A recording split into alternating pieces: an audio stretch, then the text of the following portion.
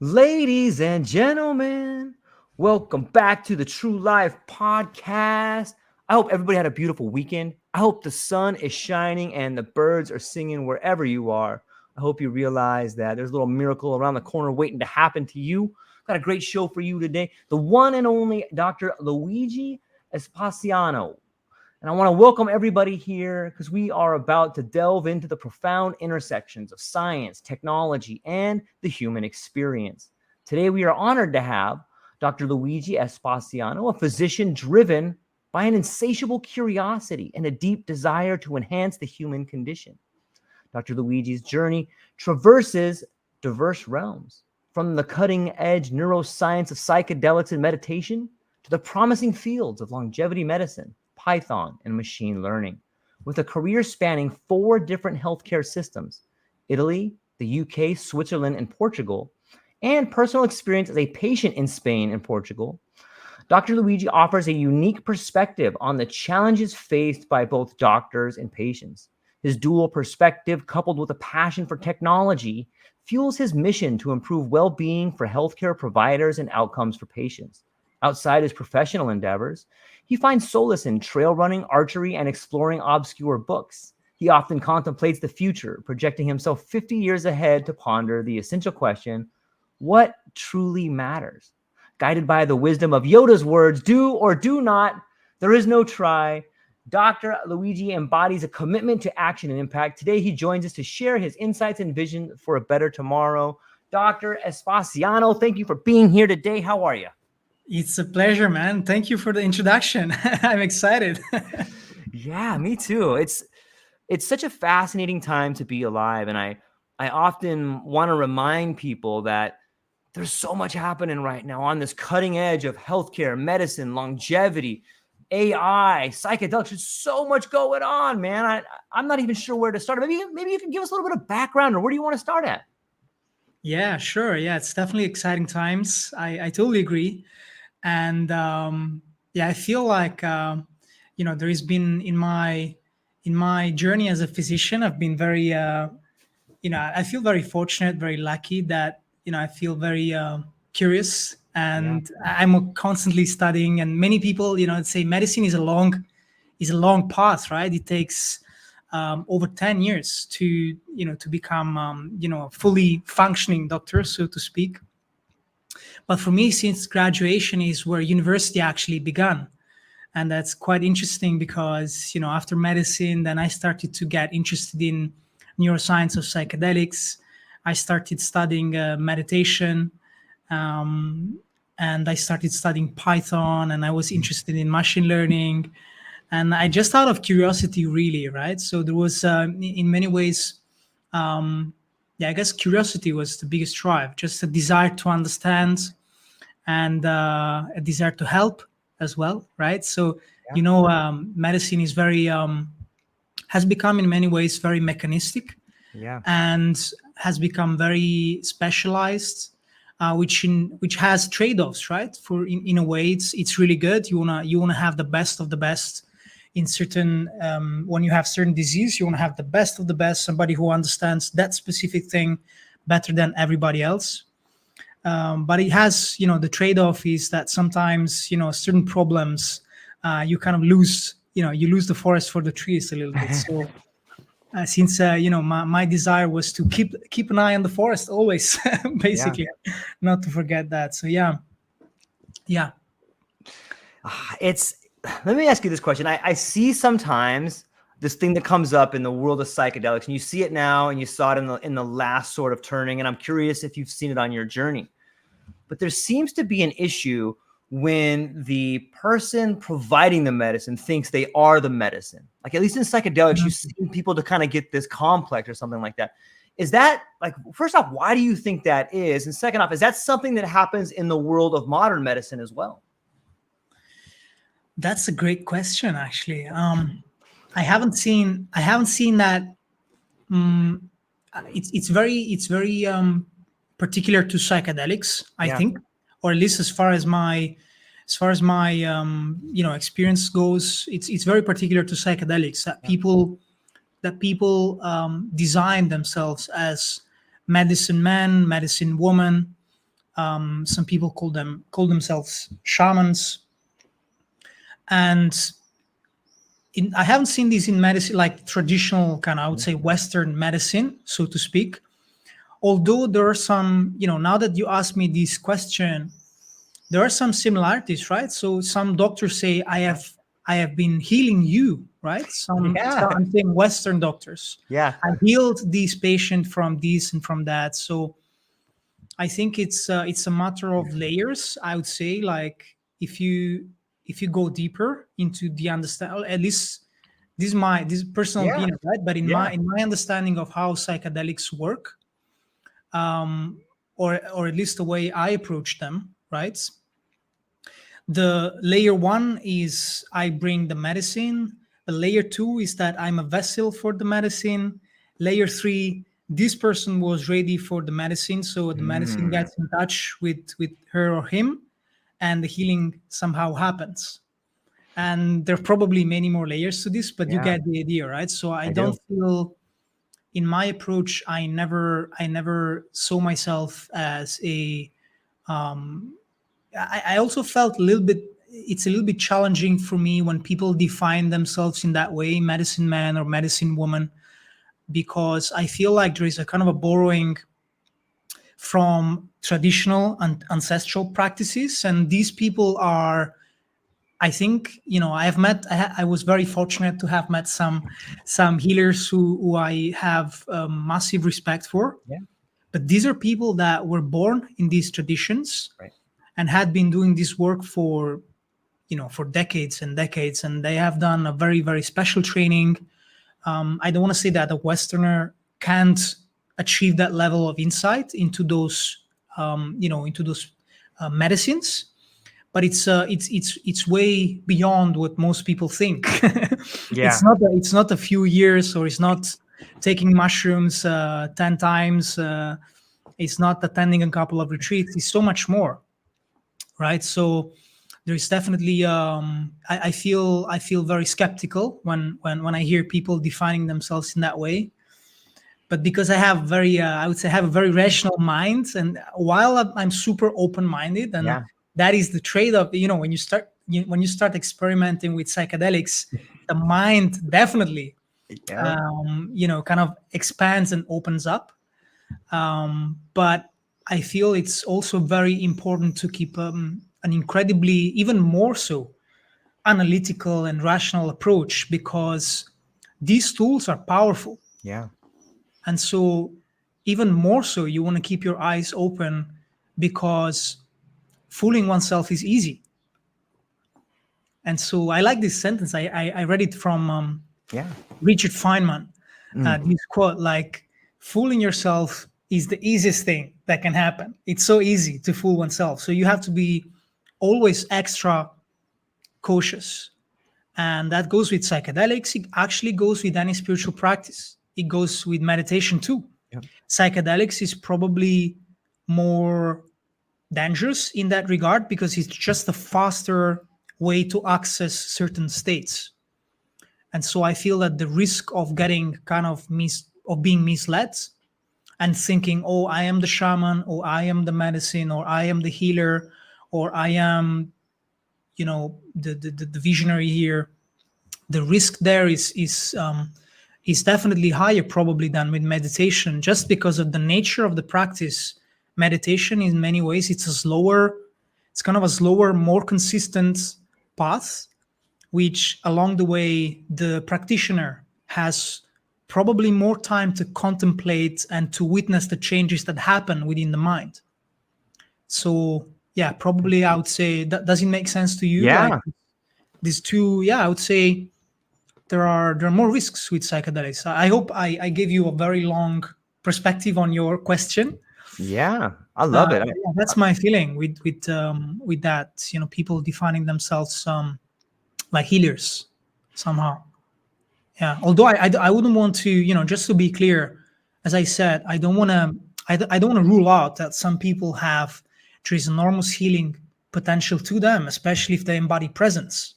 Yeah. But that is rare. At least in my experience so far, these people are still rare. but they are there and they are medicine. When you sit around them, you can feel the power of their presence. You can feel their well-being radiates around them. And so not even psychedelics are needed, just Yeah. sitting around them and having a chat. And it happens to us as well when we are in a very good space, we radiate healing in a way. So yeah. That's a fascinating concept to think of well-being being contagious. Mhm. It Right? is. Why not? It is. Very both sides, well-being and ill-being in a way, right? Yeah, of course. I'm sure everybody notices how other people's moods can be contagious Yep. for the good and the bad, right? For Yep. sure. Yeah. Yeah.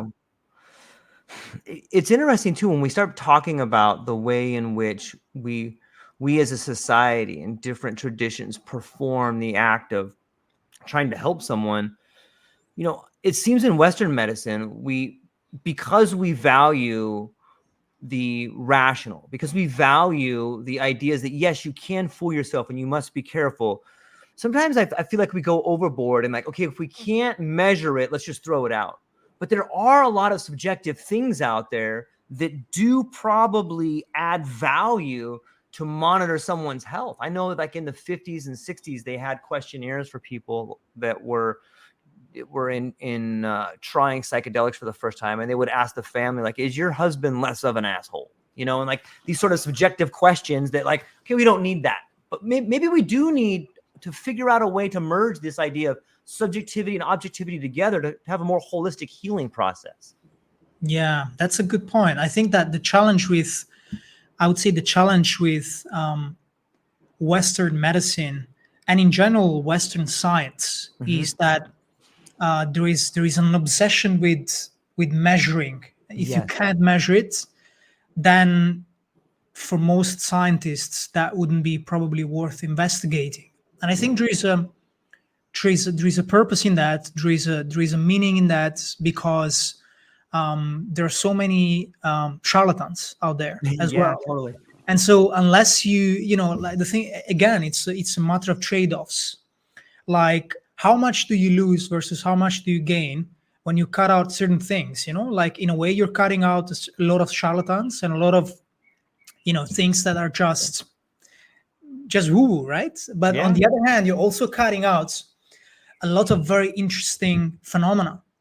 And there is actually a branch of philosophy called phenomenology, right? And this is a very interesting branch of philosophy whereby it's actually being applied in psychedelics research. I know for sure that a friend, Christopher Timmerman, who is the head of DMT research at Imperial, Yeah.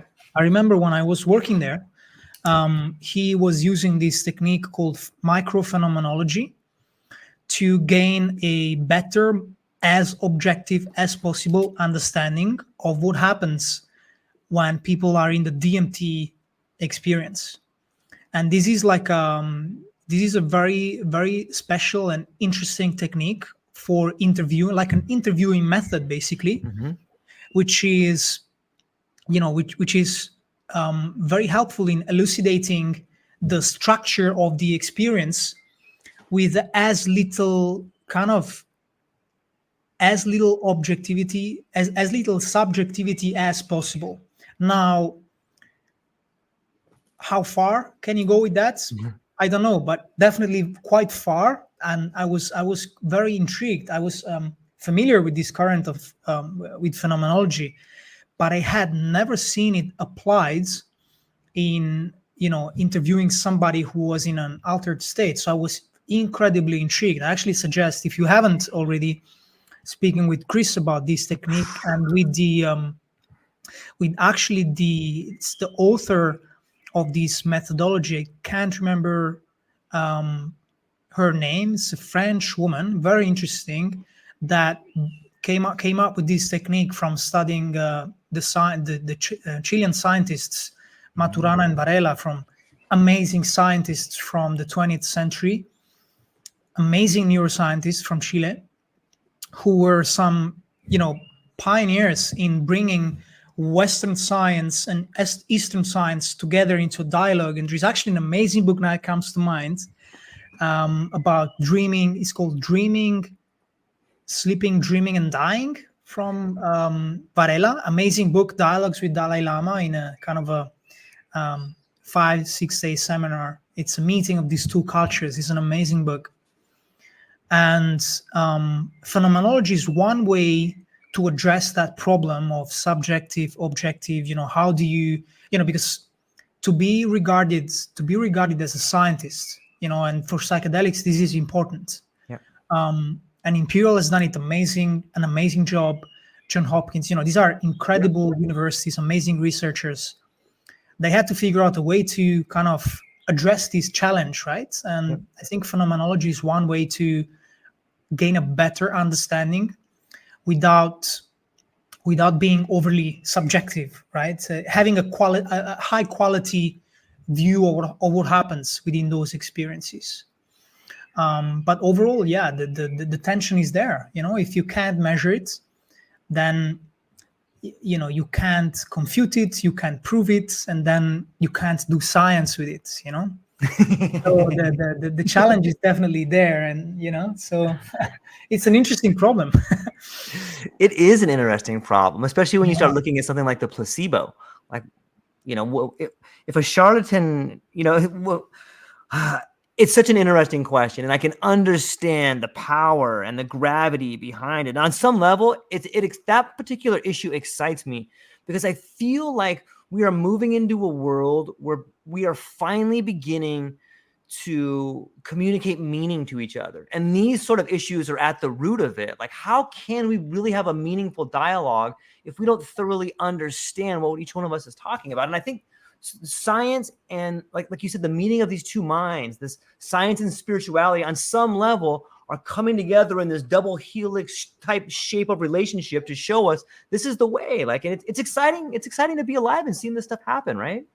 Yeah, absolutely. I mean, the meeting of science and spirituality has definitely begun to unfold early in last century. This is, I remember one of the first books I've read, and I was I was 19 years old. It's like very, very naive, but this book had an impact on me, by Fritjof Capra. It was called the Tao of Physics, or the Tao of Physics, or something like that. But I think that was the name. And this guy who had interviewed people like Stan Grof and Ilya Prigogine and amazing scientists of the time, came up with this book trying to kind of make sense of, the kind of build a bridge. It's a very narrative style type of book, but the idea is that there is pretty much, there are many intersections between the discoveries in hard sciences like physics from past century and many insights from Eastern traditions like Buddhism, for example. That's a pretty big one. And there's a whole line that I was fascinated. There is this psychologist, Anil Seth, and Thomas Metzinger, philosopher from Germany, who have been writing about the absence of self. And there's actually a book which is not by those two authors. It's called No Self, No Problem. This whole currents of Western science and Western neuroscience that kind of coming to very similar conclusions to the one to which the Buddha reached some years ago. and I feel that this bridge has begun to be built since early last century with the latest quantum physics understanding and discoveries, right? So I feel the bridge is there. For me, without getting overly philosophical, I would say for me it's been somehow very intuitive understanding that there is something ungraspable in the nature of reality, in the nature of the mind. There is something, I want to be careful with the words because it's easy to be misled, but there is something mysterious that that that one perceives if you sit in silence, Yeah. or there are some moments where things can get a little messy in life, and there are these moments where you're like, oh, there is a moment of presence, right, which is magical, and that takes you beyond. And at the same time, the understandings of physics, and I'm an amateur student, but my understanding of physics is how is it, as a segue to what we said before, like the indetermination principle and how measuring reality affects reality. Yes. This was very interesting. When I read the book from that was, I think, from Heisenberg, that he wrote my vision of the world. I think it's from Heisenberg or Schrödinger. I can't, probably Schrödinger, but one of those two authors, describing exactly this kind of question, like philosophy goes back into the equation, and spirituality, in that it's more akin to spirituality than philosophy goes back into the equation, but with a much more scientific approach, which I love. I love a scientific approach to spirituality, and that's why probably the most interesting philosophy for me is Buddhism, right? Very experimental approach to the mind and to healing, I would say. That's an awesome answer. It brings up so many thoughts in my mind. The first is this idea of I'm a big fan of Mircea Eliade, the terror before the sacred, and that feeling of just like being in awe of something so beautiful that you want to pee your pants on some level. You know what I mean? Like you're frightened, but it's so beautiful. And that leads me to the bridge of observation, which is what seems to happen in a high dose or altered state of awareness or a psychedelic experience, is that you are observing yourself in a way you haven't before. And that seems to be what allows you to change those behaviors, whether it's abuse or destructive behavior. But doesn't it seem like that those particular states allow you to observe yourself the same way Schrödinger would observe the cat, or the same way that model is, right? Like it's a fascinating concept to think about. Observing yourself changes your behavior. Yeah. That's like, let me think about that, because Okay. somehow there is a tension between observing oneself. Let's say in a psychedelic experience where you take a moderate, a dose that is high enough for you. Right. Well said. Yeah, a dose that is high enough for Yeah. you, right? Because for everyone, Yes, it's well different. said. Like for some people, the heroic dose wouldn't be enough. Sure. I've seen people of 5-6 grams of mushrooms, like not moving, Yep. being affected at all. It's quite curious. But I'd say that self-observation is definitely an important aspect, but probably somehow comes more into integration phase. During those peak experiences, sometimes just massive chaos. It's very, very difficult to make sense of stuff, and that's why some people have a challenging time, because there is this desire to grasp, this desire to understand, the desire to make sense, which are useful functions, but they're functions of the mind, which within those states, either with the mushrooms or with any other plants, ayahuasca, the mind is somehow, I wouldn't say disintegrated, but something very similar. It works in a very, very non-linear way. Yeah. And so there is, I'll be honest with you, I have no clue what happens. Like, I can give you some, there are some really amazing theories about, or hypotheses about what happens. Like the most interesting one in my opinion, and one of the most fascinating, is the entropic brain theory by Robin Card-Harris and Carl Friston. Mostly Robin, I think. This idea that on a high dose of a psychedelic, basically the amount of entropy in the brain, so to speak, and you can measure that in certain ways, it's so high that the brain gets somehow destructured. And so there is a possibility for revisiting patterns of thoughts, patterns of thinking. There is an opening up of opportunity, so to speak. And this is one possible kind of hypothesis for what happens at the brain level. But there's something magical about people ingesting a plant, and there is an opportunity to change 10, 15, 20 years old belief systems. Now, there is a challenge there, and that many people go into these journeys with very, very high expectations. And this can be a problem because, if you're expecting a magic pill, then for some people it happens. And that's the thing, for some people, looking at, even if you look at Johns Hopkins studies, they're saying, oh, these were rated amongst the top 5 most meaningful experiences of some of our participants' life. And that's a very big statement, and has been very, in the media, has gone all over the place. And so people go into those experiences and they're like, oh, this is going to change my life forever. And that is the approach that people have with, oh, look, you have high cholesterol or high triglycerides. Oh, there you go, take a statin, or, just take this pill or that pill, and that will do it for you. That's not the case. That's not the case.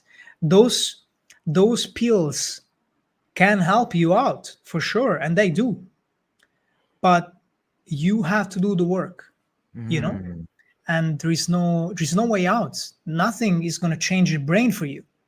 Not even the most potent molecule like 5-MeO-DMT or DMT or mescaline. None of those things is going to change the brain for you. They're going to open up a window of opportunity, as far as I understand it. And the window of opportunity could be very big, so that it's very hard not to walk through it. But you still have to do the work, right? So it doesn't happen automatically. That's in my experience, it's been a pretty common misunderstanding. All right, let's just go to the retreat 5 days, and then I have entertained depressive thoughts. I had a depressive attitude. I've been complaining on my life. I've been blaming others all my life, and then all of a sudden, in 5 days, I experienced this insight and understanding, and I think everything, it's done. It's gone. I don't have to do any more work. How can you change 30, 40, 50 years of patterns within a few days? It's very rare. The probabilities are low. Yeah. Yeah. So that was that's common issue with psychedelics, and that's a very long answer to your. It's beautiful. Looking at yourself from a perspective. Yeah. But I think it's very important because it hurts people when they go in with expectations and the expectations are not met for change. So yeah, I heard a great quote that says, "High expectations make poor travel companions." Yeah, very much. They make poor life overall. Yeah, totally. Very poor life. Yeah. I was talking with Dr. Alexander. I don't know. He's gonna kill me. I forgot his last name, but he just recently. Oh, you spoke with Alexander Lebedev. Yes, thank you very much. Great friend of mine. I love that guy. Him and I had a really cool discussion, and we were talking about just different theories, and we were bouncing this idea back and forth about. And I'd love to get your opinion on this. And we're just pure speculation on my part, but the idea that the difficult trip is neuroplasticity happening in real time, like rewiring that negative experience is what manifests the difficult part of the trip, or people freaking out, like changing that pattern rapidly. You know what I mean? Like like, what do you think about that? Is that possible? Is that plausible? Yeah, that's a good way to. That's definitely a good perspective on that. Neuroplasticity happening in real time. I like that. Just boom. Like, I think it's real. I think it's realistic. It does happen real time, right? It's about that as neuroplasticity is, it happens real time, but then you want to consolidate it. But definitely the bad, the so-called bad trip is this Yeah. massive restructuring of the brain happening.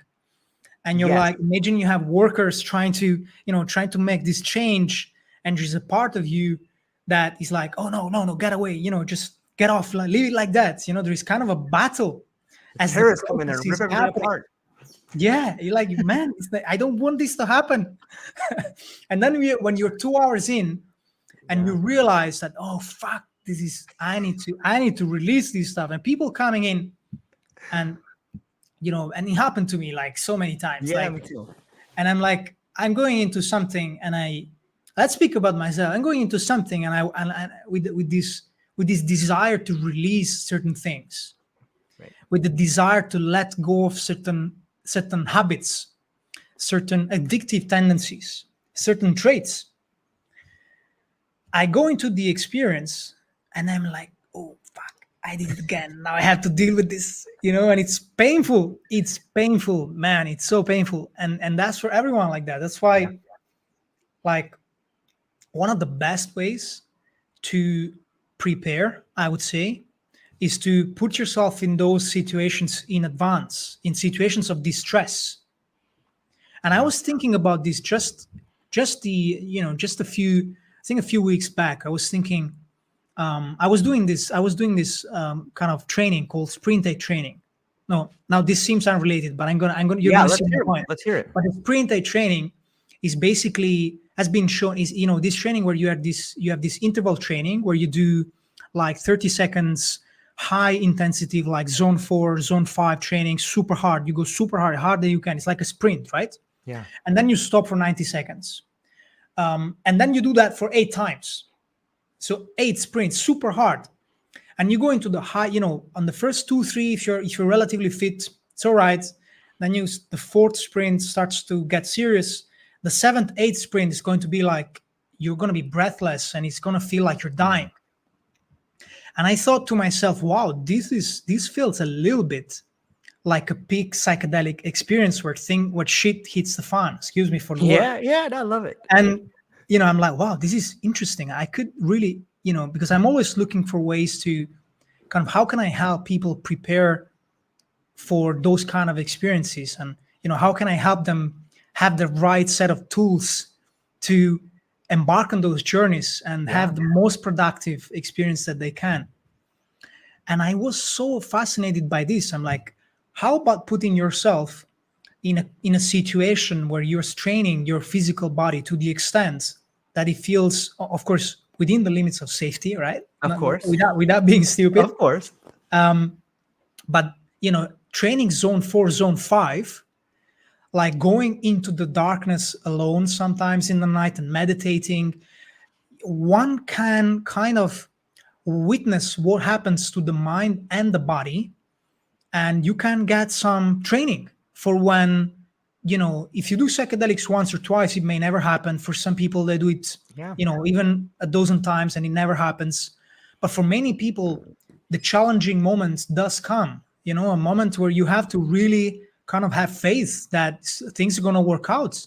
You have people around assisting you, but then you have to do it yourself, and you have to, like, okay, that's it, right? And how do you come to these moments in the best possible way? And meditation is incredibly helpful, but even more helpful, and here's the nuance, meditating in situations where you feel scared. Like, there is a practice that Buddhist monks do, which is meditating in monasteries, in cemeteries. So it's like a dead body meditation. You can do it actually in a cemetery, or you could actually do it in your mind, where you envision the body, could be your body, could be anybody's body, in the phases of decomposition. That, for some people, that can be very scary. Yeah. For other people, the way to train the mind for these moments could be to, doing zone 4, zone 5 training consistently in this place where you feel breathless, and you learn to tune down your nervous system in these moments of stress. That is very, very helpful in my experience to kind of, because so many people say you go into the experience and you just have to let go. All right, I know. How do I do it? This is the problem. Nobody tells you how to do it. Yeah. It's like you Yeah. have to let go. Okay. What does that Then mean, right? yeah, like things become fun and you're like, I have to let go. How do I do it?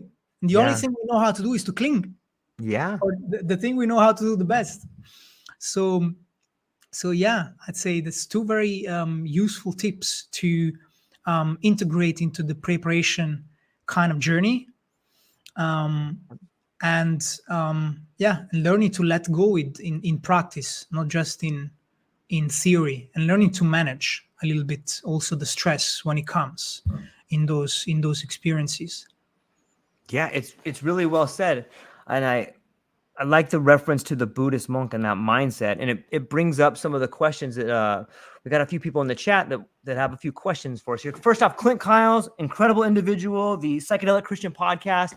He says, I have often seen people tremble, cry, hyperventilate, etc. when they convert to Christianity. Is that experience a bad trip? Any thoughts on that one, Doctor? That's an interesting one. I'm very cautious when, as I said before, I'm very cautious with using the term bad trip, Right. because for me a bad trip is a badly managed trip, both from the side of whoever is facilitating Right. or assisting or holding space, and also badly managed from the perspective of who is doing the work. That could be a bad trip. And for bad trip, I mean, you don't understand dosing rights, you're not in the right context. I see Clint saying, I don't believe so. So yeah, just let me finish the concept. But the idea is that when you manage your expectation incorrectly, when you're not in a safe place, when you're not surrounded by people who understand what you're going through, that can end up in a bad trip. That for me is a bad trip. Yeah. Things like crying, hyperventilating, I've seen it happening in many people, going through very strong processes, or just going through their own processes, and not necessarily I would say that's a bad trip. Actually, no, actually not. It really depends, but there is no generality. But yeah, I wouldn't say so. Yeah. It's what do you think about the term or the idea that people throw around that there's no such thing as a bad trip? Yeah, as I said, I think there is a way to make it like, there is a way Right. to do it wrong, Right. so to speak. Although, right, I mean, again, here just layers, right? There are layers. Yeah, But of course. for some people, doing it wrong in the first place leads to understanding, which then in turn leads to doing it right in the next phase, right? So in a way, I don't want to go as far as saying there's no right or wrong, because I think there is a line, and I think people should be, mindful of their sensitivity to plants. They should be mindful of their own psychological condition. They should be mindful of, their diet, their medication use, their past psychological history. So there are many things that people should be paying attention to. This is no joke. These are very powerful tools. Like, would you ever give somebody who just got his driving license a Ferrari and you're like, okay, just So go easy. around and have fun? First time you drive, I put your Ferrari in your hand. Right. Maybe nothing happens, but the likelihood that things go wrong is quite high. This is what I'm saying. Right? It's all about probabilities, basically. I know this is not like many people want to have clear cut answers. Right. But oftentimes, if I have to be like honest, it's mostly probabilities, right? In terms of what is dangerous. But if you take all the precautions and you do the preparation right, and you get assistance from people who have done the work and who have experience, I think it's very safe. For most people, it's a very safe journey for most people. There are exceptions, but mushrooms are very safe, for example. Now there are nuances with other substances, but mushrooms are safe. Yeah, I think the LD50 is like your body weight. Yeah, yeah, way too much. You have to have way too much of those. Of course, this is like the physiological risks, pharmacological. Of course, the psychological risks are Right. true, and they come with a much lower dose. But Yeah. if people is I'm for being cautious for the Yeah, first of time, course. getting to know the plants. Right. It's like I always see I always like to see those plants as elders. Some people see the mushrooms as niños, they call it, youngsters. For me, they're mostly elders, people that you want to have respect for. This is a metaphoric way of describing an attitude, right? Right. But the attitude is the one of respect. Would you hug the Himalayas, barefoot? Yeah, Wim Hof did, but there are many years of preparation. Right. This guy didn't just go up there all of a sudden. He went Right. through a process. For most of us, we need to prepare, and we need to prepare properly. Yeah, it's like a dojo. Like you wouldn't walk in and tell the sensei, "Hey, I think I could take you out. Let me show you doing Yeah, this thing wrong. You're doing this the exactly. wrong way." Exactly. Yeah, he would hit you in the head. Right. Like, if you like it, like, Relaja, go Nancy. out, Oh, man. Yeah. if we move back just for a moment to this idea of interval training, and we think about the way in which you can train your body with this type of training or exercise, and you can get into a state of physical fitness where you can really do incredible things with your body. It sounds to me it's similar in the psychedelic state. Once you become familiar with the environment, once you begin understanding that not to, once you get past the death by astonishment stage, you can start looking around a little bit and saying, whoa, you know what? There was this period in this deep psychedelic trip where I relived 4 lifetimes and I saw all the bad decisions, but I saw how they played out. I wonder if I could do that without that. Maybe you can't get to that exact same deeply imaginative visual place, but maybe you can get close. Maybe you can start walking down that path. Do you think there's something to be said about the same way we train our bodies through exercise, that prolonged use of perhaps psychedelic substances allow us to train our brain in new ways and see the world differently? Yeah, yeah, I totally think so. I'm a big fan of David Goggins, which Yeah, probably there's a many, beast. like Yeah, half of the US probably at right. this point. But I was listening to one of his podcasts, and he was talking about this idea of mental zones Mm, as a kind of the counterpart of cardiac zones. And I really, really like that. I really like that concept. yeah, I really, really like it. And I think psychedelics are, in a way, what sprint training is to the body.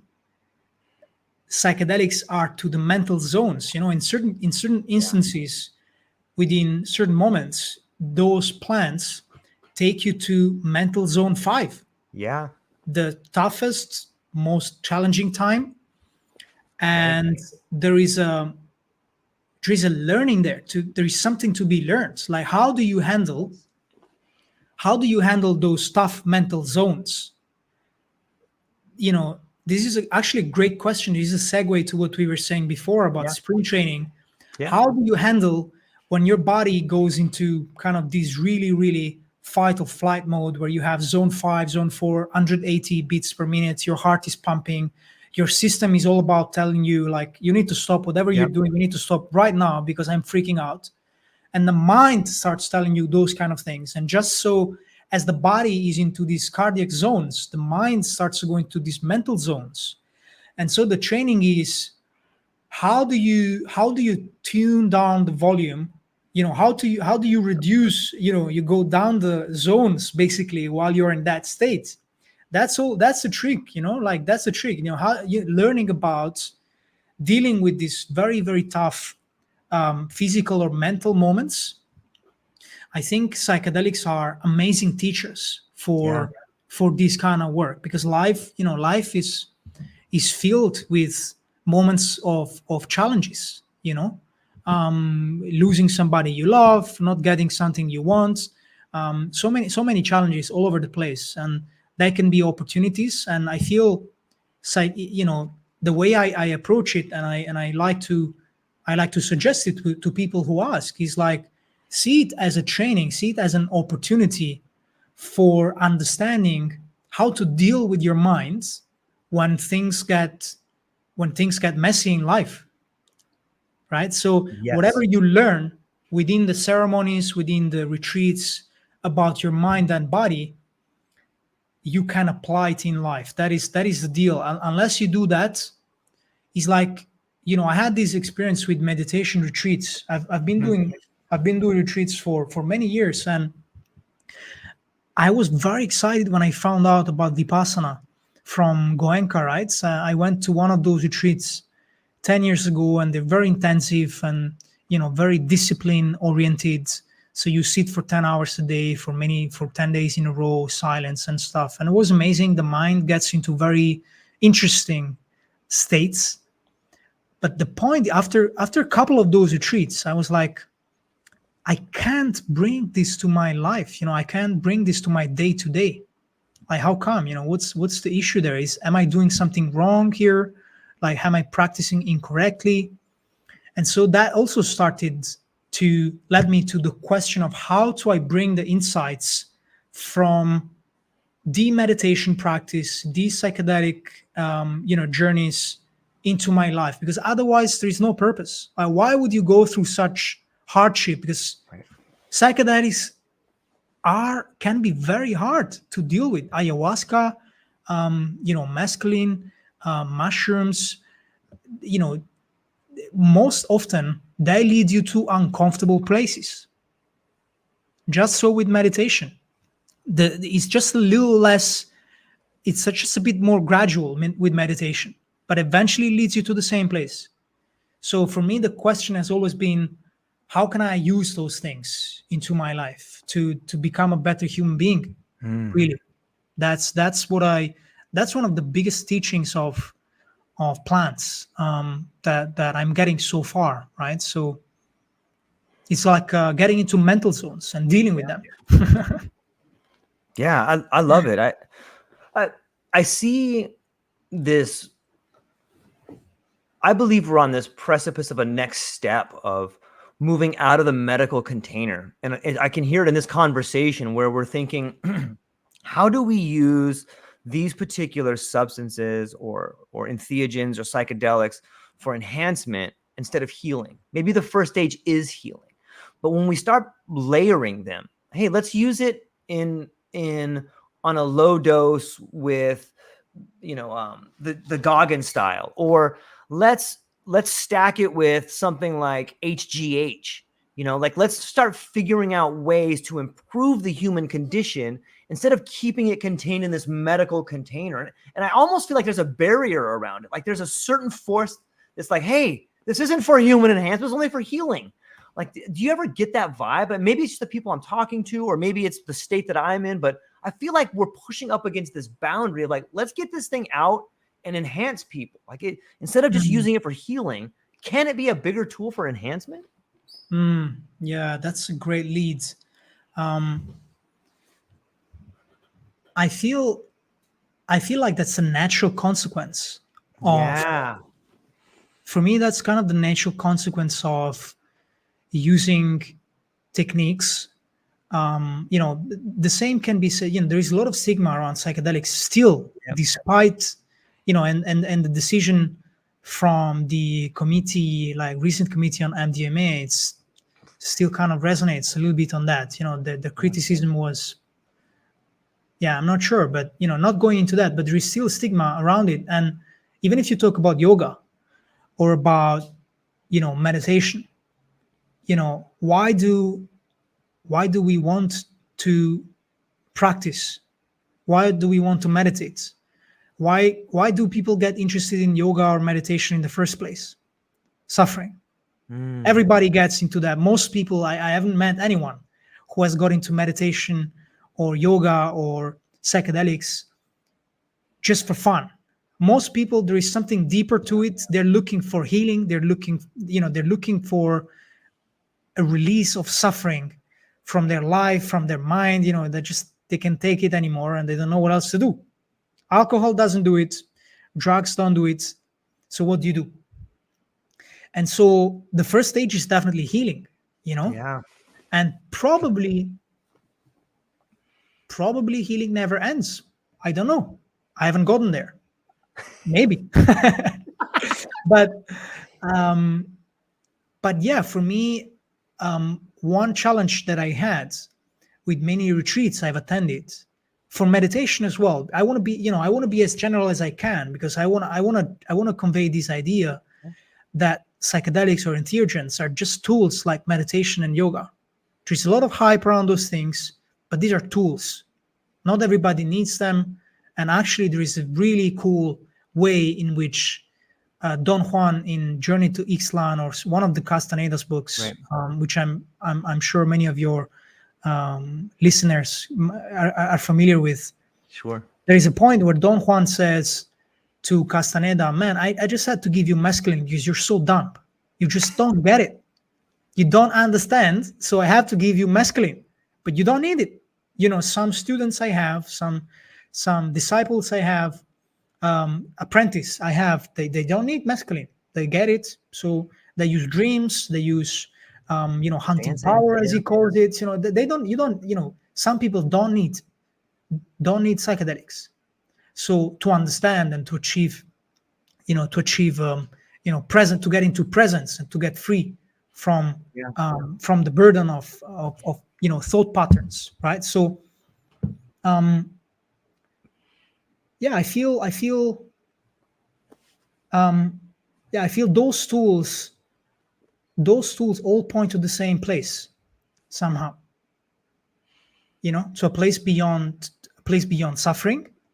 But then the immediate next step is, how do I, once you're in a pretty good place, right? There's no major issues, no major traumas. Then you start exploring because you're curious, like what's going on with the mind in those instances. Exploring existential questions becomes more of the driver. At least that was for me, and I've seen many people. Like, for me, it was absolutely incredible to witness this transformation and interest and curiosity in all domains of science, all domains of philosophy, all domains. I'm like, I've seen it happening in so many people that get interested in physics, in philosophy, in mathematics, in computer science, in neuroscience, just out of the desire to understand and to inquire about the mind and about reality. So that is, for me, that is the logical, next step. And if I am to say, what is the next step after that? That is the interesting question, because it is so easy to kind of get a little bit trapped into those kind of wanderings of the mind. And in the curiosity is an amazing force, but can lead you astray. I think it definitely has done for me. Like exploring, and then you have this seeker, I don't want to say complex, but people seeking and seeking and seeking and seeking. I've definitely been there. I'm definitely there many times, like seeking, but what, just exploring, to avoid stillness, to avoid just being present. So this is definitely a challenge I find myself confronted with at the place where I'm at. Yeah. It blows, like, it almost sounds, that's the first time I've ever heard curiosity sort of in conjunction with adrenaline. People that have, like, adrenaline junkies, like, once they get that adrenaline rush, they want it again. Same is true with curiosity. I never thought about it like that, but that's so true. Like, you can't get so curious that you're just, I'm over here. Now I'm over here. What is this thing? What is this thing? Next thing you know, you're just down. Yeah, it's a massive, the thing with curiosity is that it's a virtuous, attitude to have. Yeah. I think, right? I love it. I feel genuinely curious about many areas of science and life. and it's a virtuous thing. It's acclaimed by society, and but it's also feeding into a reward system. You're learning new things. Yeah. You're discovering new things, and in a way, this is natural. We expand. This is natural, but I feel at least I felt the risks of getting lost in curiosity. Especially listen. I listen a lot to Eckhart Tolle. He's one of my favorite Oh, yeah. teachers. I really really love him, and he's in one of his retreats. He does points. He actually made me think about this when he talked about these aspects of. I think I heard him talking about this aspect of curiosity and how curiosity is one virtuous way of not being still somewhere and just being content with whatever you have. So that was interesting for me to contemplate, for sure. Yeah, that is. Clint Kyles comes in with a pretty. Listen, this is pretty funny.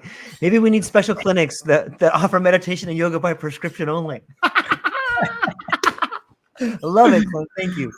Yeah, for sure. Yeah, maybe yes. There's definitely special clinics that offer. I thought about it often. How to combine that in a kind of a new type of clinic, right? New type of clinic that offers those kind of techniques for mental health, and for sure, many people is already doing this. Yeah, the wellness center I could see taking the place at the gym, or maybe a wellness center inside a gym. Like those two things do go hand in hand together. You could probably get a lot done if you were able to prepare yourself in the proper state of mind with I bet you a microdosing regimen and a workout regimen stacked with like HGH or something like that. I bet you would crush it.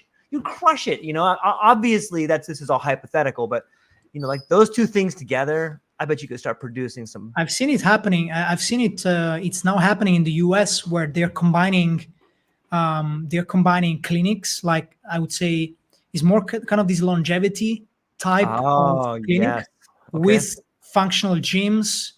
You have this field of medicine, super interesting, which have been studying this functional approach to medicine, functional medicine, right? You have many, I think there are many exponents in the US, many US physicians, Peter Attia, amazing, absolute inspiration, Mark Hyman, there are many of those into functional medicine. And I've read this idea, this concept, which is popping up I think it's popping up quite a bit in the US with these clinics where you can get your blood work, your lab work done, and you can tailor your, exercise regime to your own metabolism and lab work. So pretty interesting, right? It's happening. Yeah. And probably a similar trend with mental health, functional mental health, where you can kind of tailor your exercise to your own personality traits, psychology traits, to your own lab work as well. There is a relationship there too. Yeah. And I'm not sure how I see like microdosing and workout, but super personal. That would be interesting to investigate. I think microdosing, for many of the people I know and I've been working with, it gets them into a more contemplative state.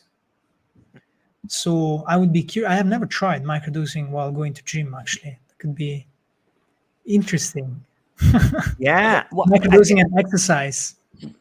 I think that if and you might as well throw some lion's mane in there too. But for me, and this is all speculative, I don't have any research, but when I take my dosing program will be like maybe 5 or 7 grams once a month, and then I follow that up every 3 days with a microdose. But I'm constantly taking lion's mane, like 3 grams of lion's mane every other day. But I can really feel the difference when I don't take lion's mane and I microdose versus taking lion's mane and microdosing. And I think that there's some sort of, it's like a vasodilator on some level, because I can really feel the tingling in my hands. I can really feel the blood flowing on that level. And I think that there's something to be said about microdosing and then understanding your motivation of why you want to go to the gym, like all those things on a psychological and philosophical level, they fully align. And that's going to keep you going to the gym on the days that you don't want to go to the gym. This is all just speculation, man. This is just some guy just telling you like what I'm thinking about. And I don't know if it works, but it seems to work for me on some level. So why not? Like I think it's a great way for people to explore their conscious mind while also exploring what's possible for their body at the same time, and then exploring why those two things are connected, right? Like that should be the next step, is the body mind connection and working these two things out simultaneously. Yeah, absolutely. Yeah, but that is happening. Yeah, That is happening. Like there is an incredible amount of people talking about mind and body now, spirituality and science. This is happening already. Yep. This is happening, and that's why things like yoga and meditation and psychedelics or entheogens, they are also picking up. It's kind of a simultaneous kind of resurgence of those ideas, of those concepts. And for me, to give you my perspective on microdosing is amazing. Like I know the science, the science of microdosing is somewhat I feel like inconclusive in a way. I couldn't really understand. It works, it doesn't work according to science, right? According to science, it seems like it doesn't. But on the other hand, I feel like the way everything depends on how you set up a study, how you set up the investigation. For me, and the way I've been suggesting it is using microdosing as a contemplation tool, just like you said, like diving deeper into your motivations, diving deeper into understanding your minds, and it's a kind of a self-inquiry approach. Now, how do you again, how do you measure that? How do you set up a clinical trial or an investigation where you figure out whether microdosing is beneficial for self-inquiry or not? Could be maybe some smart researcher will come up with something like that. In my and here I can only speak for personal experience. Yeah. For me, it's an amazing tool for self-inquiry because somehow it connects the mind with this dimension where there is more. This is actually where I see more self-observation, where I see that there is that inch between the happenings in the minds and the watcher. So it facilitates self-inquiry, microdosing. So that I find it so fascinating, and I have a list of questions that I like to revisit on microdosing. Or one of the exercises I really like is that projecting myself ahead of time. Like like many people, I'm also very very ambitious, very busy learning, very busy building stuff, doing things, and so there are many times in which I lose connection with. I really lose connection with the present moment. Yeah. And microdosing in this kind of sometimes can be this helps with this building this bridge, and like, okay, what does truly matter? And you doing this exercise, projecting myself 50 years ahead.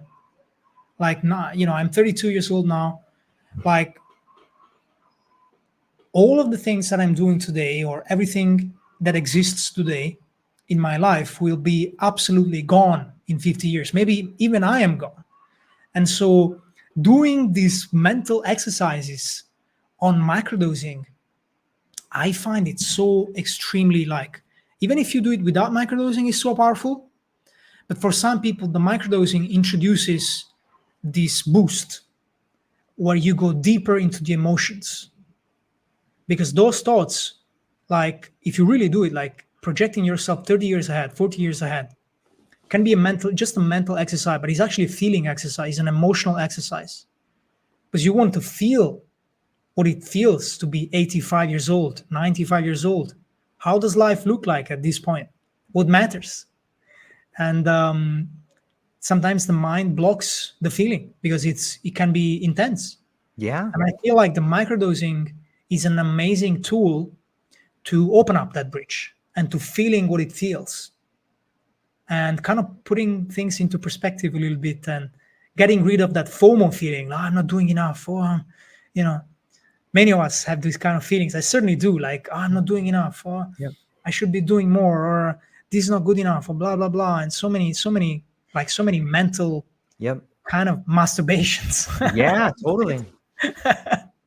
And microdosing is so amazing to getting in tune with that frequency. I think, at least I find it amazing. I don't know, like as I said, in terms of the science, I can't really say, because the results, the studies are somehow not pointing to the same clarity like high dose of mushrooms. It works for depression. There is relatively little doubt around that anymore, because the science is, the facts are there. With microdosing, is not so clear, as far as my understanding goes now. Yeah, it's so. It takes us back to the idea of how can you manage what you can't measure? It's Yeah. this that it gets us back to that idea on some level. But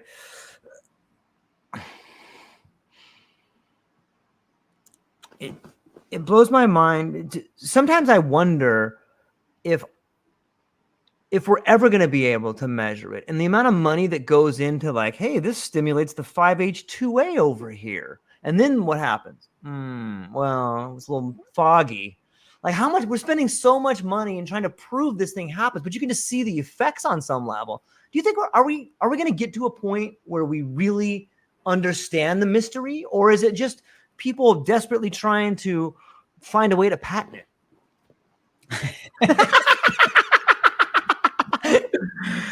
Yeah, well, for now, patenting seems to be the way to go, and I understand that, right? Sure. There is a place for that too. Agreed. Understanding the mystery, well, depends on what you mean for understanding, right? Well, understanding, I don't know. It's a pretty big word, but I would say I feel very lucky. I feel very blessed, actually, Right. when I witness. That's a good word. That when I witness the mystery, I Great feel choice. blessed when that happens. Right. Understanding at this point of my life is beyond, like, I can't contemplate that so much. Also, because I tell you what, I've been in I've been in ayahuasca ceremonies, where I went in with a desire to understand. Mm. And now, a desire to understand what? Understand everything. Just connect with Yeah. reality, right? This can be very vague, but in certain instances, it's actually very practical. It feels very concrete and real, but as I put it into words, then it loses a little bit of power. But I went with this desire into certain ceremonies, into certain retreats, and then at points in which it gets really, really deep and intense, then I'm like, oh, maybe understanding, not now. Maybe next time. Yeah. You know what I'm saying? Yep. Like, Yeah, I know exactly sometimes what you you're can saying. get into moments like, Yeah. there is a time for everything, and why, and I'm totally feeling, I totally have this strong desire for understanding, but at the same time,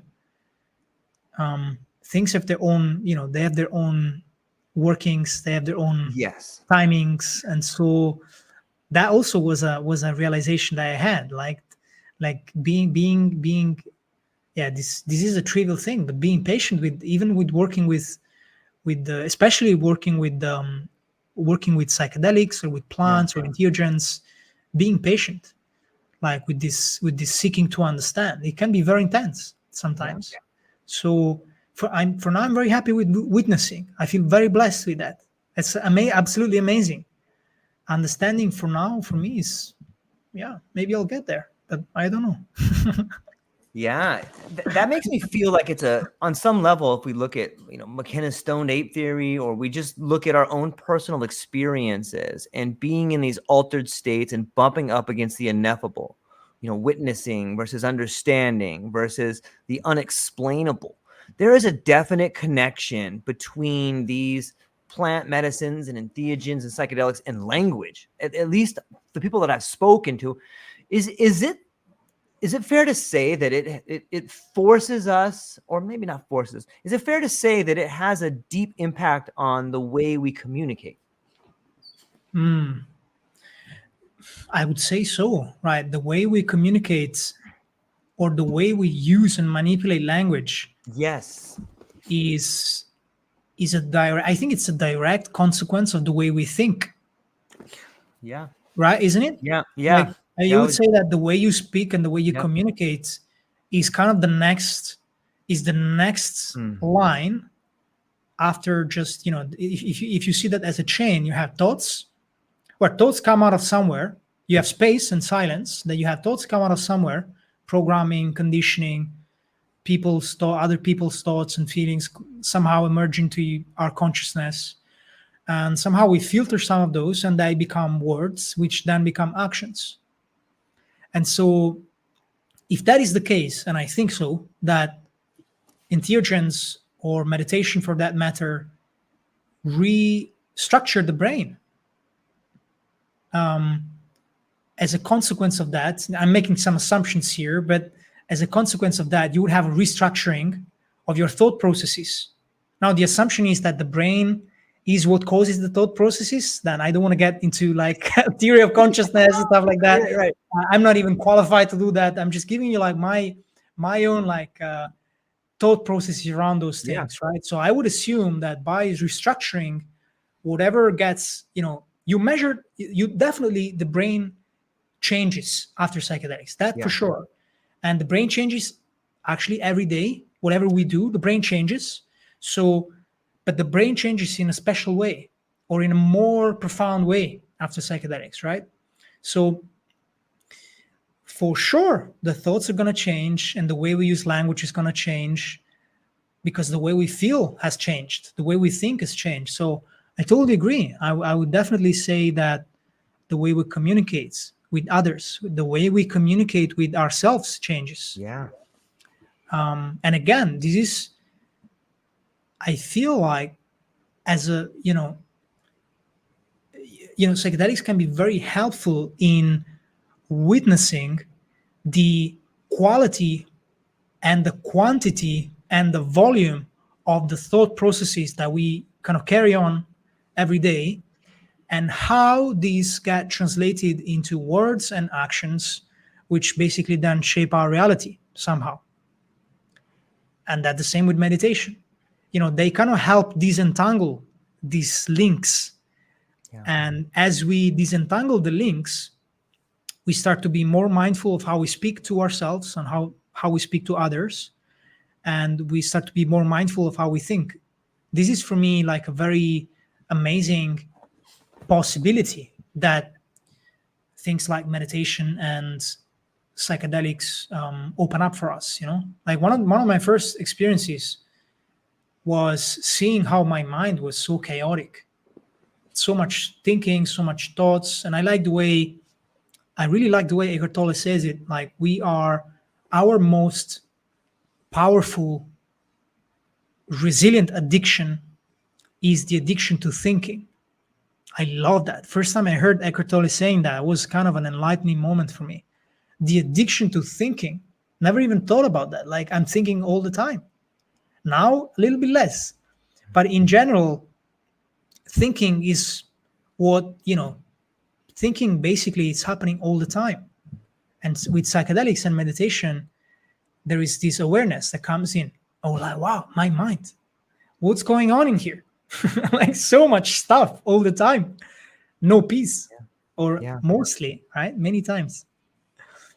Yeah. It reminds me of, if you look at some of the earlier work in the last wave of this particular, psychedelic experimentation, there's a lot of work that was done with doctors taking it and then understanding how patients that had certain illnesses acted. Like they would take it so they could feel the state of madness that other people. I know madness is the wrong word, Oh but yeah, you know what I mean? Like, early and I think, studies. Yeah, yeah, like there's real value in that. I think anybody who's found themselves at the end of their rope in the psychedelic experience understands a little bit about madness, or that idea of finally letting go is like, okay, I guess I'm gonna have to sink into this, but you could really understand, like, I bet you that's what someone may feel like that can't communicate effectively, because sometimes you can't speak, you can't think, and you're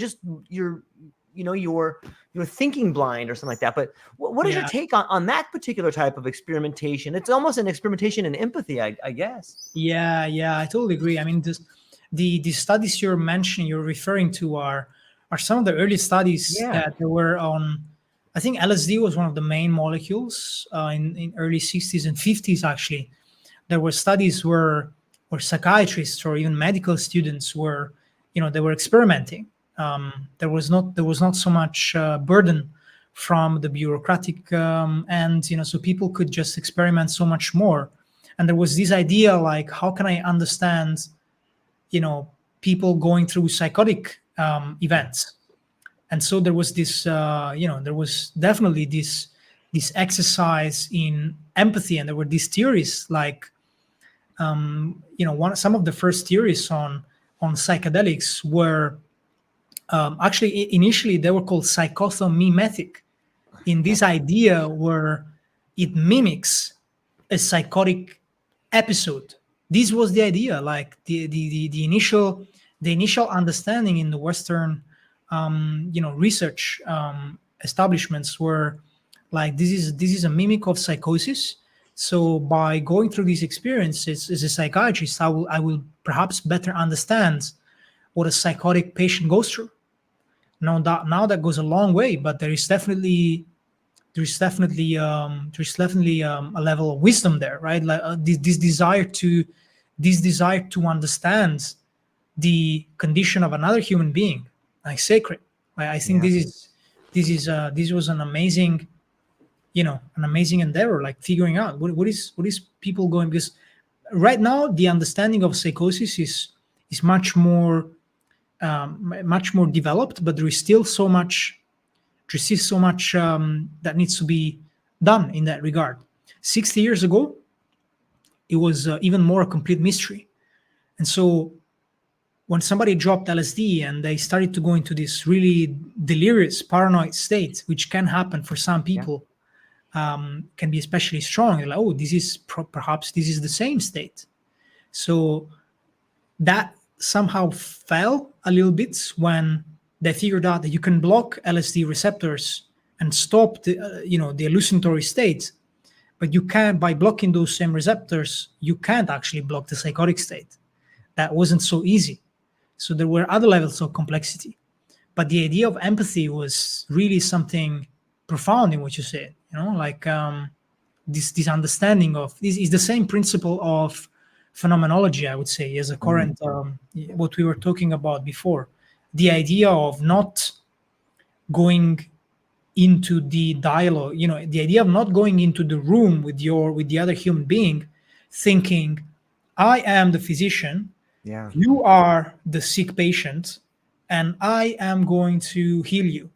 This is a common approach still in many psychiatric schools. But phenomenology is not one of those. They were one of the pioneers. Karl Jasper, German psychiatrist and philosopher, who introduced the idea, as far as my understanding goes, he was the first one to introduce the idea of phenomenology and philosophy into clinical practice. So psychiatrist and philosopher, this amazing man, and introducing this idea that I'm getting into this room with you, you person that is having this different understanding and this different experience of reality, different from mine, and I get in here in this room to establish a dialogue with you, to establish a common ground where you and I meet as human beings. And the idea is that I, physician, so-called healthy in a way, right? That this is the principle.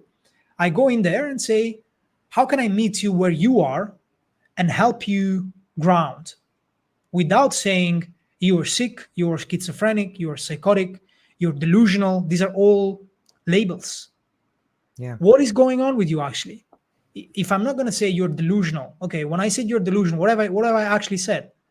Yeah, I could give you a definition of that, but the understanding is totally different.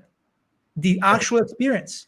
So this is what this is what a psychiatrist with a phenomenological approach would do when they get an interface with somebody who is so-called psychotic or somebody who is in a deep altered state of consciousness. Yeah. Man, it's the study of relationships and when we start talking about altered states. Someone in an altered state has like a different relationship. Sometimes when I see these studies that maybe go awry or there's some inappropriate action that happens, it makes me ask the question of how does an individual who takes an entheogen that changes their awareness, that has to have some effect on the other individual in the room that we probably can't measure. Like it's interesting to think about that, because when I see these things happen in there, like, there's way more going on than we know. Like this is their relationship is affecting each other in a way we can't measure. Like, Yeah. and it kind of blurs the lines about appropriateness and I realize there's best practices, and I'm not saying it's okay or anything, but I'm just saying there's a blurred line there because we don't thoroughly understand the way that interaction happens, right? Is that fair to say? Yeah. There is so much. There is so much to that. I mean, there's a whole conversation there. I think Joe Dispenza has done some measurements around how certain people. So he does these retreats, and he has done some measurements as to how certain people meditating affects the heart rate variability of certain other people in the room.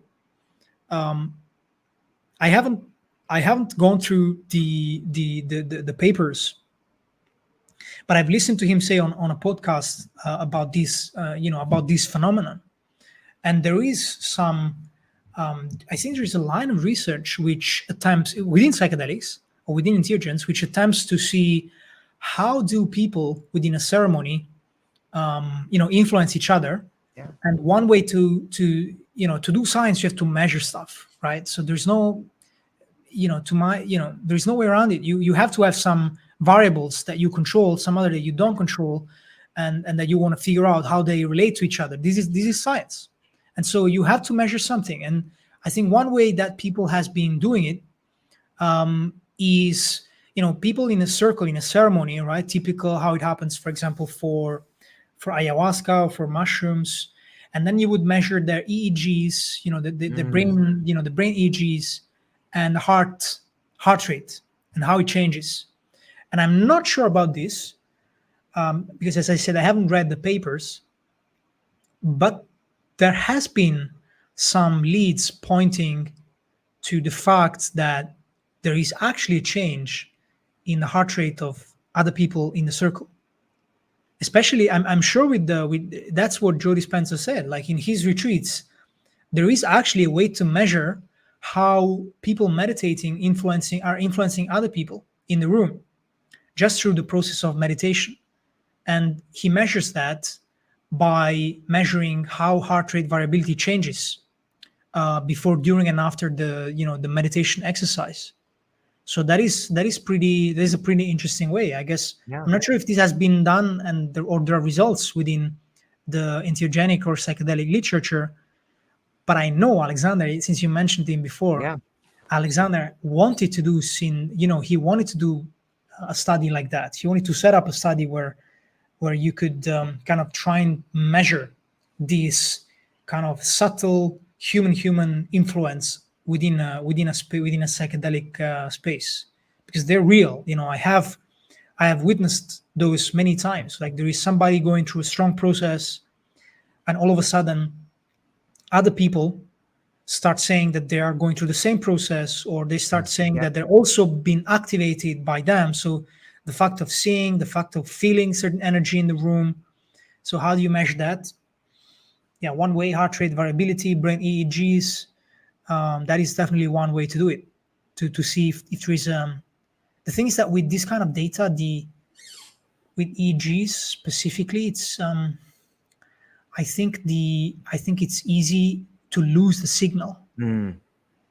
With heart rate variability, it can be confounding as well, like people moving or getting stressed, so you don't really know.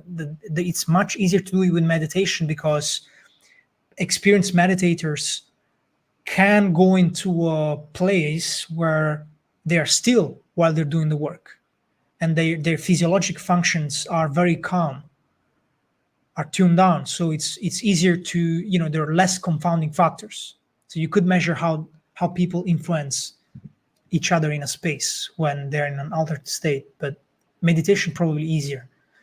But I would love to see if somebody has done that with psychedelics. Are you aware of any that has carried on something like that? I I've been reading a bit about heart rate frequency and coherence, but I can't think of anything off the top of my head that Mhm. that does that. But it wouldn't surprise me if at all. I mean, Yeah. we see echoes of it in, like you said, when look at women who be around. Sometimes women who are around each other, their cycle becomes similar. Like Mm. maybe there's some sort of, maybe the brain activity is similar there too, but you can see echoes of it in different behaviors and group dynamics. So I would imagine there's possibilities for some real similarities there. Yeah, for sure. There's some. Don't don't take my word for this. I think for females, it's like for the cycle synchronization is Yes. quite real, right? It's Right. probably like hormonal driven. There's kind of Yeah. some sort of a sync in the hormonal pattern somehow get transmitted. Pheromones, There is maybe. yeah, there is a research on this. I'm not aware. I'm not familiar with it, but I know there is something Yeah. that there is more kind of concrete papers and more science stuff. Yeah. I think there's some women that are beginning to apply these ideas of psychedelics and cycles and stuff like that. Like that's a whole other branch of research that there's some incredible women working on. Another issue that I wanted to touch on briefly is the geometric imagery that sometimes people find. I've heard some interesting theories about that being a language. Like the fundamental understanding of relationships through geometric images seen in psychedelic states. Like if you just take some time to think about that, it's like, yeah, like some of those images that just come firing at you, if you just take time to think about them in an abstract way, it's like, wow, that was a really interesting relationship, the way that image came to me and the way it was linked to this other image and the colors on there. It's almost like a Mm, language, right? And I guess maybe mm. that's how people can get caught up in, hey, there's people talking, there's this language that's coming at me that I don't fully understand. But any thoughts on the geometrical imaging being a language? Yeah, I've contemplated on that, and this is a big, like, Yeah. it comes up quite a bit because these patterns are so common Yeah. with DMT specifically, and ayahuasca, and with ayahuasca, the visions, I wouldn't say are not as common as people think, but they are something that that happens. But the geometrical vision, um, I would say that I have no clue, but it would make sense if it were some sort of a language that, you know, it, some people see this as, these vibratory frequencies, these vibratory patterns Right. that somehow, and then there's a whole thing about aliens and entities, and this is like a whole thing in itself. But these patterns, these geometric patterns, are somehow a kind of a healing frequencies for us and for the mind and for the body, this is an understanding that I have heard many times, that it kind of, you know, it kind of resonates somehow. I have a feeling that this imagery has a certain effect on the subconscious mind. Now, is it a language? Then a language by who? A language that, like when you can go deep into this rabbit hole, right? Yeah, Like a language presupposes somehow a mind, right? There has to be a mind. A language has a structure, then presupposes like entities and beings, and so it goes into a whole, rabbit hole of its own. And without going there, I feel that those imagery, this imagery and those patterns do have a massive impact on the subconscious mind.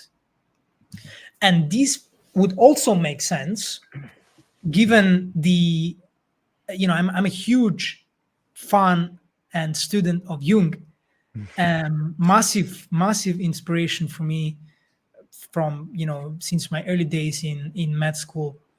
And he has studied immensely, like, many Eastern traditions, alchemy, the relevance of mandalas and patterns. And so the power of those structures does appear in other traditions. And so if we want to use, because, to speak about those things, for me, one of the most useful frames of reference is using anthropology and comparative religion.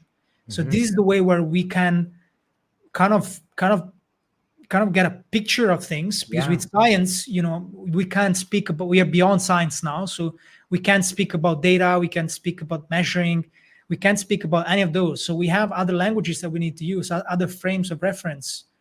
And those patterns do appear in other religion, and they seem to have a power of their own, like mantras. Yeah. And they appear in yoga, like each chakra has its own associated, I think they're called yantras, their own associated set of symbols, that, it's a special set of symbols that have power.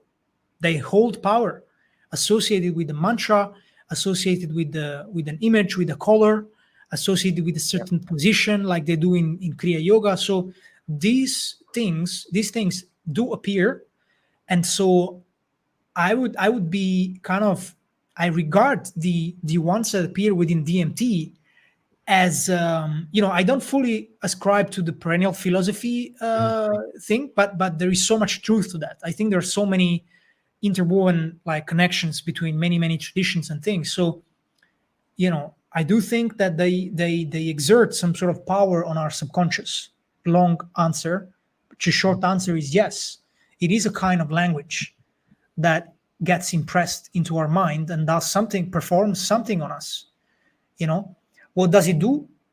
Oftentimes it is healing. Oftentimes this is healing. This is like, you get how do you know it's healing? Well, how do you feel? It feels peaceful, it feels beautiful, it feels nourishing, it feels sacred. And so this is the way that I think one can kind of decode the impacts that patterns like they appear in DMT can have on us. This is my understanding, at least. Now, language by whom, for whom, like why? That's a wonderful answer. That's beautiful, man. I'm sitting here like a kid in a candy store. It speaks volumes of hope and healing and spiritual and science coming together on so many levels. It seems like this Ariadne thread that runs through the tapestry of understanding the environment around you after having these sort of mystical experiences. When you see a a certain vine climb a tree, and then it produces a flower at a 48-degree angle on July 4th at 4:44 p.m. Like that's a language. It's a divine intelligence. And it seems to me some people with psychedelics, some people without it, can understand that, oh, that is the perfect angle at which to grow. There's an innate intelligence, and it happens the same way the things that happen in my life happen. Maybe I don't have that much control. Maybe I'm the vine that's producing a flower. Maybe I'm climbing up the tree right now. But there's a certain sort of elegance that comes from witnessing the language of nature and applying it to your life. And I think that those patterns are, whether they're geometrical or whether they're a vine, I wish more people could get that feeling of watching that language unfold around you, man. There's a certain sense of wholeness that comes from that. Yeah. It's beautiful, man. It's beautiful. Man. Well, Dr. Espasiano, I got a few questions that came from the chat that I want to throw your way. I know we're just jamming here, but so these are some ones that people had thrown to me before we started. And technology and human empathy. Can the integration of Python and machine learning into healthcare not only optimize clinical outcomes, but also enhance human empathy and connection between doctors and patients? That's a great one. Well, I would hope so, right? I would really hope so. I think that the challenge for physicians and the reason why there is this, oftentimes we visit the doctor or I've been there as well. Like, we're so stressed out, we're so overworked. And this is one of the reasons I left clinical practice. I loved it, but I felt like I had to stop caring for myself in order to care for others. And that would eventually lead me to a place where I wouldn't be able to care for others anymore, because I would no longer be healthy. And so you see many physicians who are unfortunately very unhealthy because the lives we lead are tough. They're stressful, constantly working long shifts, night shifts. And now there is so much awareness around the impacts of sleep disruption into health and well-being and mood. And doctors, we have constantly, having to deal with night shifts and stuff. So I think, if we manage, and this is one of my missions, if we manage to bring technology to a place where it can empower doctors to kind of take off the burden of things that, can be done by machines. And so that I'm not so stressed out, because I speak to a patient and I speak to 15 patients in an afternoon, or 20 patients, 30 patients, and then I have to fill hours and hours of forms. And then the next day I'm just burned out because I have so much, backlog to deal with. And so, ideally, if you can, by bringing technology, and this is what many startups, many companies are doing, how do you help doctors, do the things, interface with the patients while a machine takes care of the documentation. So that would, for sure, I'm sure of that, if doctors were not burdened by, having to deal with so much bureaucracy, and, everyone would probably feel more relieved. We would be more joyous. We would have more time to dedicate to our patients. And so this is inevitable. This is going to become part of clinical practice. I'm glad it's happening. I want to be part of that transformation because we need it so badly. Like I think in the US, more than half of the medical workforce is burned out or something. I think this is the data, right? There is such a high, there's such a high rate of burnout among clinicians. This is not just doctors. This is nurses, which, by the way, we're talking the same. This is not just doctors. Nurses is the same. Anybody who works with people in suffering have to carry a massive burden. And on top of that, also, you have to deal with kind of the bureaucracy of doing the work, which is so tough. And this is my desire. This is my mission how do you remove that as much as possible so that you bring joy back into the clinical practice? I think this is the beauty of these technologies and what they can bring into us, into clinical practice. This is definitely the beauty of it, for sure. And then, of course, many other advantages, like you have these algorithms who, if you're missing something out, the algorithm flags it up for you. Yeah. You're missing something, maybe after 10-hour shifts, you're looking at an EKG and you're not seeing something, but you have it double checked through an algorithm and it flags it up for you. There's so many Yeah. applications that are immensely useful and interesting and beneficial, both for the clinician's well-being and to improving the outcomes for patients. So 100%, I'm totally sold on that. I'm not fearing, I don't fear, AI replacing people. I think, I don't think that's going to be the case. Perhaps, I'm either dumb or overly optimistic, but my feeling is that for sure there is going to be a massive shift, and people who, like, just like internet happens, people who are not interested in kind of upgrading their skills and understanding on how to use those tools, perhaps some of those people will be in a challenging situation, because this will become inevitable. Like, this is what's happening, and we just have to deal with it in the best possible way, right? Yeah.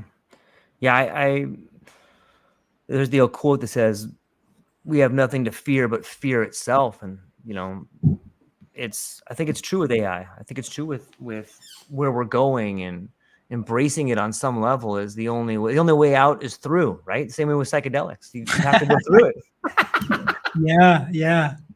Yeah, totally.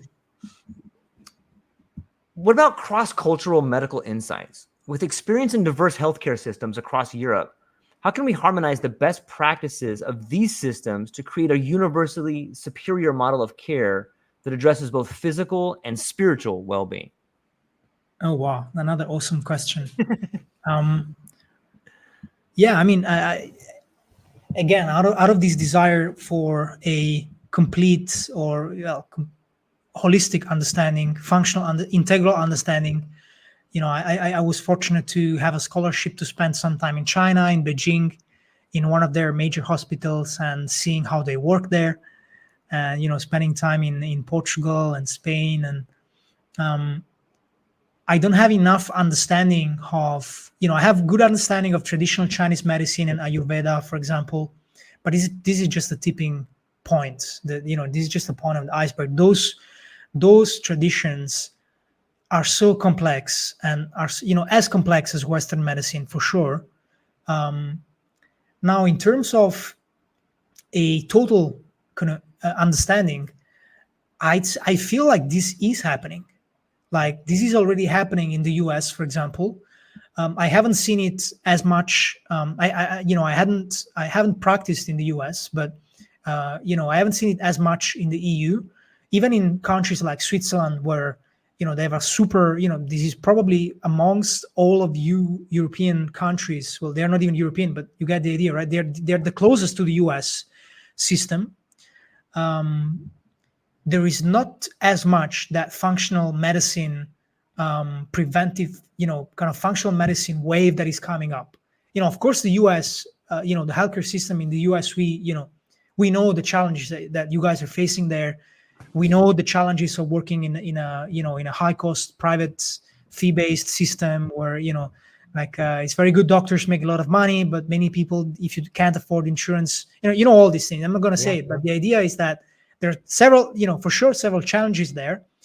But the interesting thing is that exactly because there are those challenges that you're facing, something new is emerging, which is functional medicine, which is, medicine 3.0, as Dr. Attia calls it.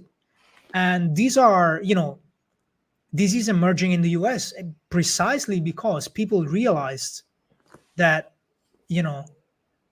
either, if you can't, if you can't afford healthcare, for example, well, one of the best ways not to end up there in the first place is to use this functional medicine 3.0 approach, for sure. So there is this understanding is coming up now.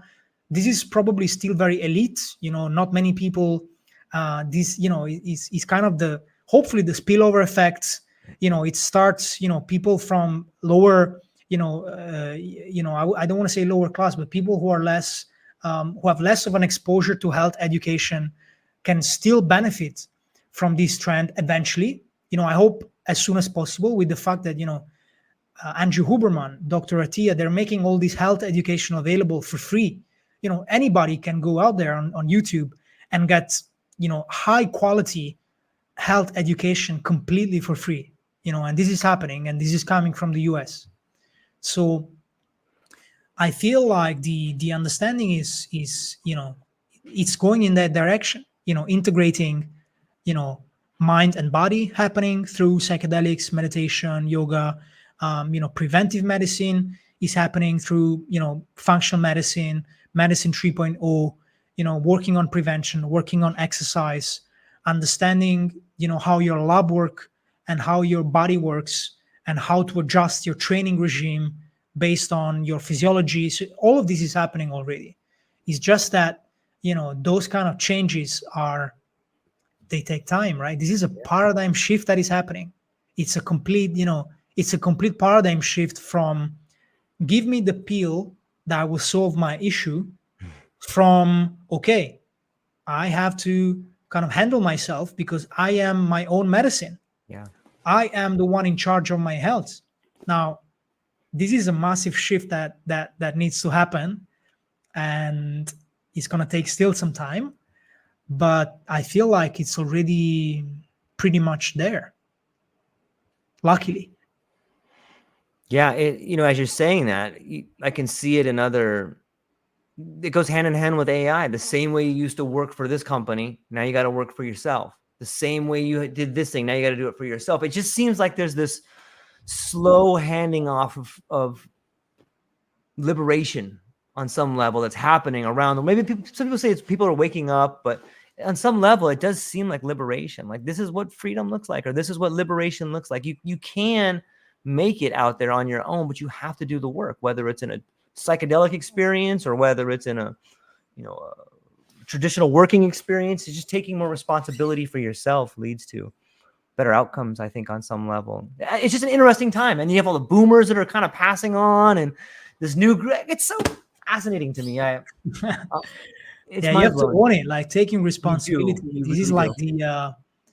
this is the mantra, I think, that is coming up also from the from main thought leaders also in the US. Yes. Many of them, you have to own yourself. Yep. To make exercise is like nobody was thinking about this 20, 30 years ago. Yeah. Like this is such a somehow obvious, right? That moving your body is going to help your health. But this awareness was kind of obscured a little bit. But now it's coming up even stronger and stronger and stronger. And the science is clearly pointing to the best thing you can do for your physical and mental health is just move your body, exercise. The best thing. But you have to own it. It's not a pill. Sometimes, some days we are like, I don't want to do it. I don't feel like it. And so we know all those tricks. We know them all too well. And so this is where psychedelics and meditation come in my opinion, because they somehow allow us to learn, as we said, about mental zones, about dealing with moments where you don't want to do something but you still have to do it. How do you deal with, because this is all about mental training. This is why David Goggins has become a massive thought leader, massive inspiration, because that's what society needs to hear. You need to hear that you have to learn to deal with your own mind, and you can. This is the biggest message. We can deal with the mind. We don't have to be slaves of this thought or that thoughts, or this feeling or that feeling, or whatever other people want us to be slave of, because they're slave of that themselves. This is the massive message that is coming up. Otherwise, why would you wouldn't have people like Eckhart Tolle having such massive audiences, and there's so many amazing spiritual teachers out there, so many functional physicians, functional doctors, functional psychiatrists. All these amazing things are happening. It's just a matter of the scale and magnitude of it becoming more and more and more and more as more people start to kind of get attuned with this. I love it, Through man. the language of science, right? Science is the gateway for these things to get, to get kind of into the main, into the mainstream. Science is the gateway. The language of science is the gateway. That's why people like, Andrew Huberman are getting so much attention, because he is doing exactly, again, society needs to hear certain things in the language of science. So this amazing, this magic is already happening in a way. I think that should be a T-shirt or a bumper sticker. We don't have to be slaves. Yeah, we don't have to be. Yeah, it makes so much sense. Dr. Espasiano, like, this has been a fascinating conversation. I love it. This is so much fun. I think we've covered quite a bit here, and I still got other stuff that people probably want to hear. You're gonna have to come back. Maybe I can have you and Dr. Lebedev come on together, or we can do a panel. I think we can get some more people in the tent. Alexander is a friend. Deep, I really love him. We've done some good work together. He's a really, really good friend of mine. I love to come back. I hope that there was some interesting insights there for your audience. I absolutely love the conversation. Me too. It was so nice to talk to you. You have an amazing energy. So I'd be super happy to come back. Just let me know, and we'll arrange for sure. Yeah, absolutely. I got the True Life podcast has been moving and growing in ways that are amazing, and I have some people that are putting together events that want me to come and do some panel work for them. So maybe I can get you on a panel list. If we'll figure stuff out in the future. But before I let you go today, where can people find you? What do you have coming up, and what are you excited about? So you can find me. Perhaps you can leave my of course my LinkedIn or my Google. So I'm pretty much in monk modes these days for the next few months. I signed up for an intensive machine learning course. I'm pretty deep into studying the science behind that. So that's something I'm really excited about, building within healthcare with those technologies, and really diving deep there, because there are fascinating links with neuroscience. And so diving deep in there. So what's coming up for me, I'm basically looking into building in healthcare. I don't really know what it is. I'm exploring something with a co-founder that I'm working with right now, but it's still work in progress. Right. And so I would say that's what excites me at the moment. Starting deep down in monk mode right now. I love it. That's where we find the inspiration to build a better tomorrow. And I'm so thankful you came here today. Ladies and gentlemen, go down to the show notes, check out the links, check out some of the work that he's doing. I hope everybody enjoyed the conversation. Clint Kyles, Ernest Hong, everybody in the chat over here. Excellent conversation, gentlemen. Thanks you both for speaking. Everybody that joined us, whether you're listening today or tomorrow, I hope you have a beautiful day. And that's all we got. Hang on briefly afterwards, but to everybody else, have a beautiful day. Aloha.